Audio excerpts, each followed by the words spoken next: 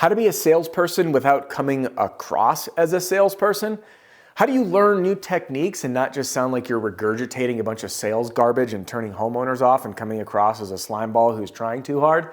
Yeah, this is a good question. And in fact, this is a shout out, by the way, for my first video that was suggested by a family member, my cousin Arison. Arison, thank you. So Arison, who is a total fellow book nerd in all of the best ways. We swap book ideas, and Arison is someone who is very keen to understand human psychology, communication, buying, and creating good sales experiences that not only are effective, but are pleasant to go through for the recipient. So Arison sends me a message. She watches videos, by the way, thank you, Arison, shares them with folks in her office. She says, hey, Adam, can we get a Roof Strategist video on how to be a salesperson without coming across as a salesperson? And then she further explains, and this was just so well written that I want to read it to you word for word. She goes, example, sales guy John watched the videos, read some books, and now when he talks to people, he applies everything he learned, like using their name, demonstrating active listening, particular body language cues, certain phrasing, etc.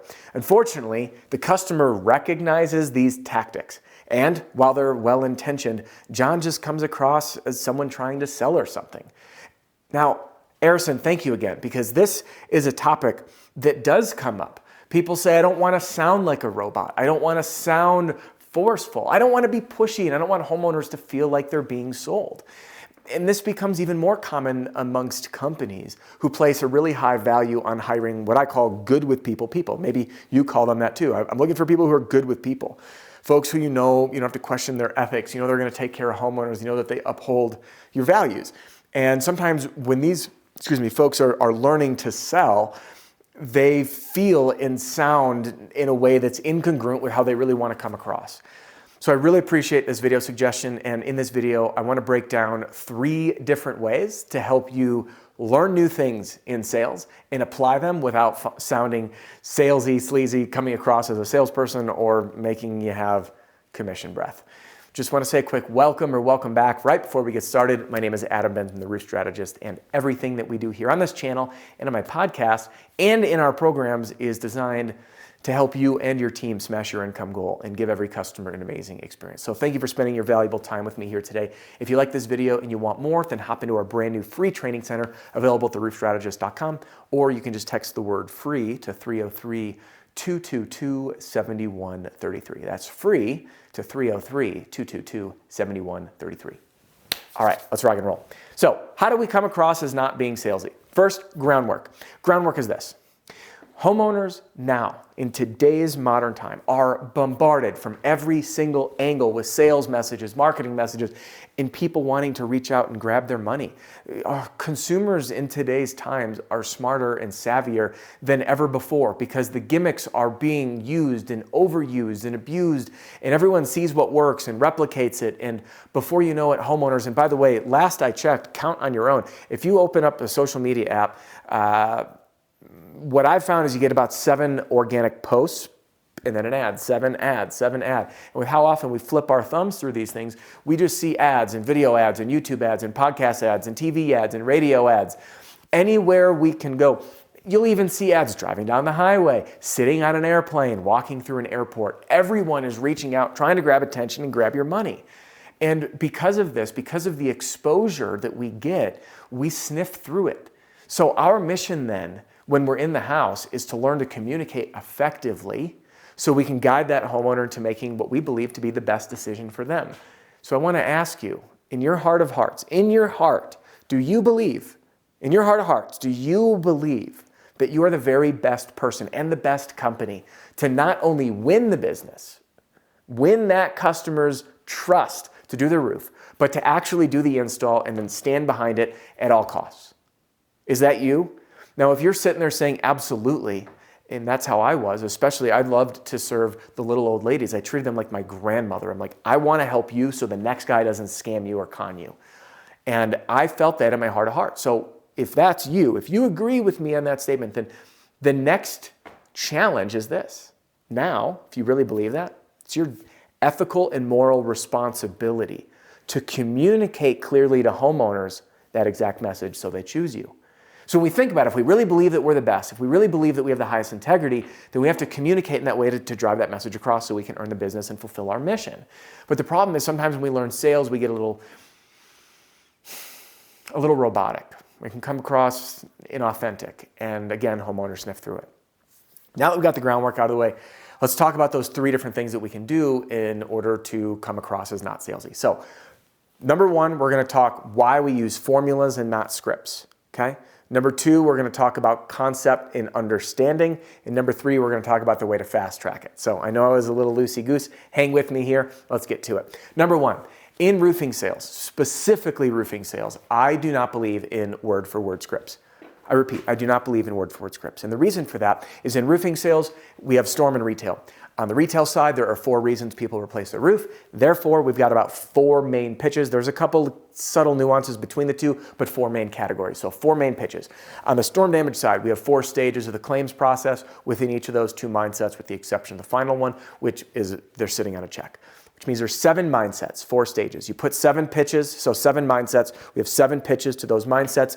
Retail, we have 4. Roofing salesperson, therefore, needs to learn how to sell to 11 different scenarios. 11, you heard me right, if they're selling both storm and retail. Which tells me that a word-for-word script is not going to work. I mean, the data in true-to-life scenarios just tell you the truth. Like, you're not going to sell to someone, for example, who's sitting on a check from the insurance and wants an estimate the same way you would if you show up at their house and they have no idea that they might even have roof damage. Likewise, you're not going to sell a roof to someone who has an active leak or a problem the same way as you would to someone who calls you up and says, hey, we're just trying to get some estimates because we know we need to replace the roof in 5 to 7 years, right? There are very different scenarios. So the reason that I teach formulas, my SLAP formula at the door, ARO, objection handling formula, and the most powerful one, in my opinion, is the car park formula, CARPARK. That's my in-home sales presentation process. And when I say presentation, I mean the minute knuckles go on that door opens. Everything, every step leading up to getting on the roof, getting invited, reporting the findings, getting the homeowner to tell us and take ownership of the damage, tell us the roof is damaged, transitioning to your presentation, doing your presentation, asking for the business, getting referrals, kickstarting that relationship.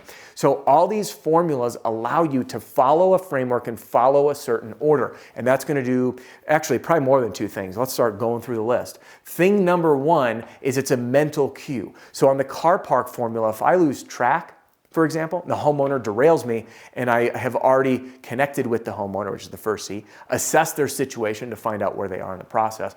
Once I'm on the roof, I move on to R, which is reporting my findings and getting invited inside. And then I go through and next I got to present. How do I transition? Next I do this. So it becomes that placeholder that if you go off course, gives you kind of like, do this, this, this, and this, and provides a little bit of flexibility. Well, how can it provide flexibility? That brings me to my next point. Here's how. You ever see those cooking shows, those challenges? Gordon Ramsay has one like the Mystery Box Challenge. I'm going to give you 5 ingredients, race off to the pantry, come on back, and then cook me a delicious meal. So imagine this. If I said, hey, chefs, you're going to have a Mystery Box Challenge. I want each and every one of you to make me a delicious steak plate. Here's the thing. All you get is these 5 ingredients. Steak, any cut you want. Butter, potatoes, salt and pepper, that is it, ready, go. Now, all the chefs, they're gonna race into the pantry. One guy or gal's gonna come out with a beautiful filet mignon. The next one comes out with a rare but delicate and just gorgeous bone-in filet. The next person comes over with a ribeye. Next one comes over with a tomahawk ribeye. Next one comes over with a New York strip. You get the gist, and I can continue. You can tell I'm a fan of steak. Then, how do they cook it? Well, this guy's going to grill it. This one's going to sous vide the steak. This one's going to reverse sear. This one's going to pan sear. And now we got all these different cooking modalities. Then, now it comes time to the potato. We got baked potato, twice baked, steak fries, hash browns.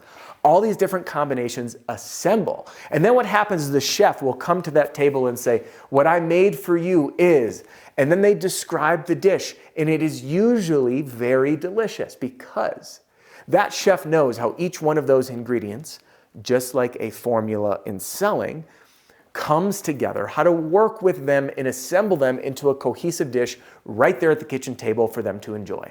And yes, there's a lot of puns on purpose because that is exactly what we do in sales. So when we learn to follow a framework or a formula, it allows us to break free of the word-for-word verbatim scripting. Now, You might be wondering this, is there a time and is there a place? And the answer is maybe. And when I say maybe, let me explain. In our new roof with solar sales system, for example, there's a time when we transition from selling the roof to the solar system. We have to time the ask, when we do it, how we do it. There's a transition script to set the hook to pique someone's interest. That is one of the very few times that I'm a fan of word for word, getting through that repetition so you see what works in the field and before you start being a little flexible with it. So that's kind of the only time. And again, that's one little tiny iota of the whole sales process. So with rare exception, not a big fan of word for word, very, very, very rare times. And the reason I say maybe is once you start doing it a few times, you'll see how you can go quote unquote off script while embodying the core meaning and psychology and philosophy of what that scripting is in place for. All right, so point number one, how to not sound salesy. Don't follow scripts, follow a formula. If you want to learn the formulas that I teach, you can get access to that while you train your entire team using our all-in-one system. And there's details in the description below, or you can text the word demo to 303-222-7133. That's demo to 303-222-7133. All right, now this brings us to point number two. And I think it's time for some coffee while we do this. Point number two. We have to understand the core philosophy of what it is that we're doing. So when Arison said, hey, they read the books, they're doing the body language things, what we're often doing is regurgitating, right? Which is no different than saying, what year did World War I begin? By the way, my history, and you're a roofing salesperson, so maybe your history is phenomenal, but for many of us, it's not. That's regurgitating. Does it mean that you know the significance of how it all started or the history? No, you're regurgitating a fact. And so many of us in sales, we just regurgitate. We hear this, we spit it back out. But what ends up happening is then it comes across as being salesy or forceful or like inserted. Like we're overly trying, and then homeowners pick it up. If you were close to me now, here's my do you have any objection mug. I'd have coffee breath. I'm drinking espresso, right? And when we're dealing with homeowners, that's going to be commission breath. And when they smell that you want that sale, that you need that sale, you're not going to get it. Now the fix is understanding the theory and philosophy behind it. I'm going to give you an example.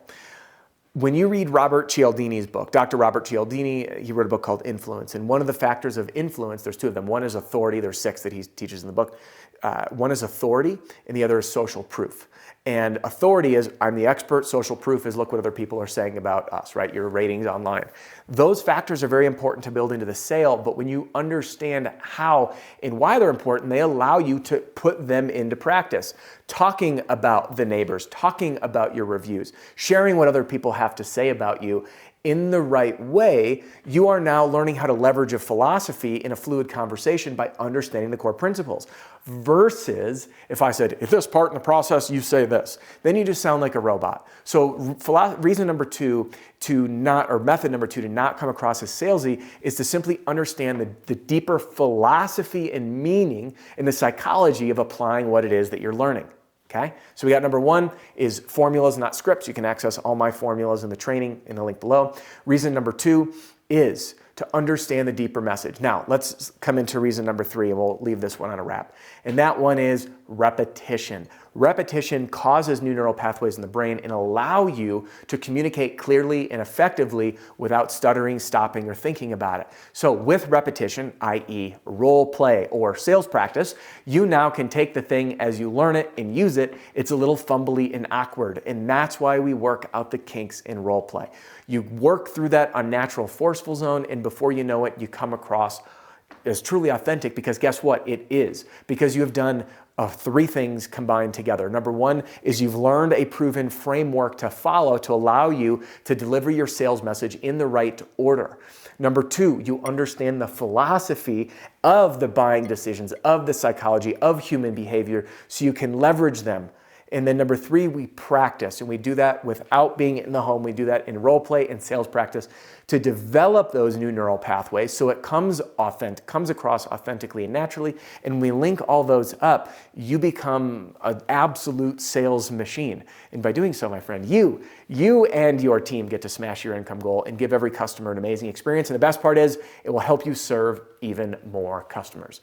So that's all I have for you on this video. And I want to hear from you. Did I miss something? Drop in the comments below. What do you do? And what is your number one tip for a salesperson to come across as not being salesy or sleazy? I'd love to hear from you.